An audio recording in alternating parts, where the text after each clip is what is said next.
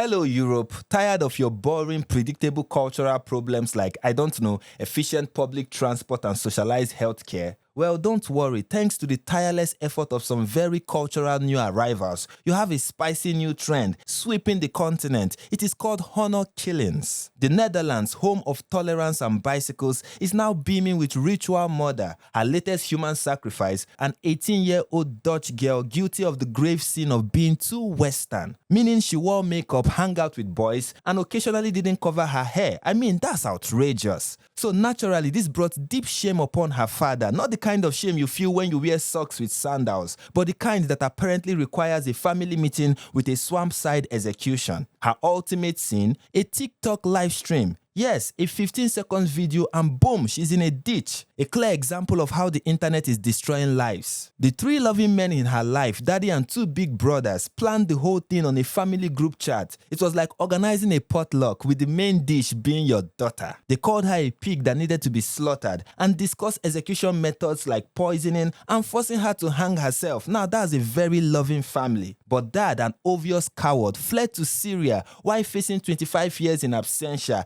and leaving his sons to face a well-deserved 20 years. But don't worry, the defense lawyer claims the sons had no idea their angry authoritarian father, who repeatedly threatened to ditch Ryan and weigh her down in a deep lake, was planning to kill her, because apparently in that family, death threats were just, quote, commonplace. It's just a take your daughter to work day gone wrong. Now you might think this is a rare, charming Dutch anomaly. Wrong. This is spreading faster than a cheap all-inclusive holiday virus. Look at the UK, they are positively leading the charge in this cultural enrichment. We have Somaiya Begum, a biomedical science student and carer. Her big mistake? Refusing a forced marriage. Her uncle felt the proper punishment for wanting a career and autonomy was to stab her with a 4-inch metal spike and dump her body wrapped in a carpet amongst the rubbish. Now that's how you do it. Next, Rania Alayed. She escaped years of abuse from her husband, got a non-molestation order, and started taking English classes. The audacity. So her husband lured her back, killed her while the children were in the next room, and then dressed up in her headscarf to pretend that she was still alive. What a loving husband. And finally, the classic, Banaz Mahmod from 2006. She bravely went to the police 5 times, but the police officers dismissed her as melodramatic. Now that's excellent policing.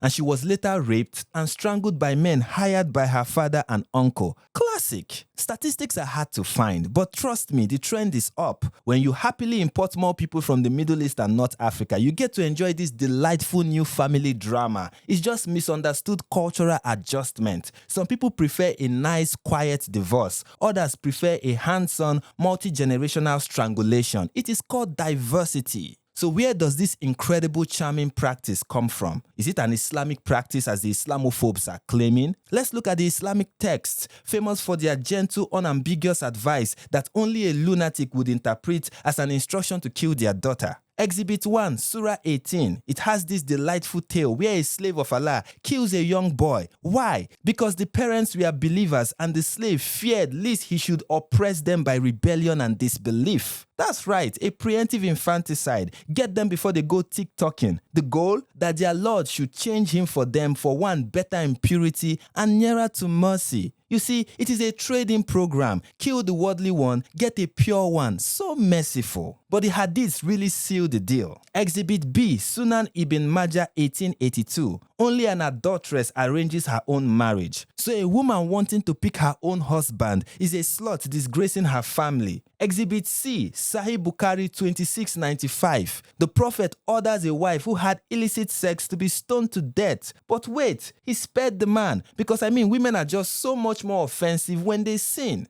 Exhibit D, Sahih Bukhari 6930. Muhammad predicts that the last days will be filled with young foolish people whose faith is shallow and who leave their religion. His command, kill them. And guess what? If you do, a reward awaits you on the day of resurrection. Yes, Allah pays you for being a murderer. Exhibit E, Musnad Ahmed 98. This one is just pure gold. No father should be executed in retaliation for killing his son. That's right, you kill your kid, no problem, it's just a family matter. One has to really stretch his imagination to understand why a Muslim father driven by his faith might conclude that killing his westernized TikToking daughter is a crucial part of his religion. I mean, it's almost like it is explicitly commanded. But don't worry, the media will still call it a cultural issue. It's just a case of complex femicide. Anything but admitting the honor in question is the honor of Islam itself.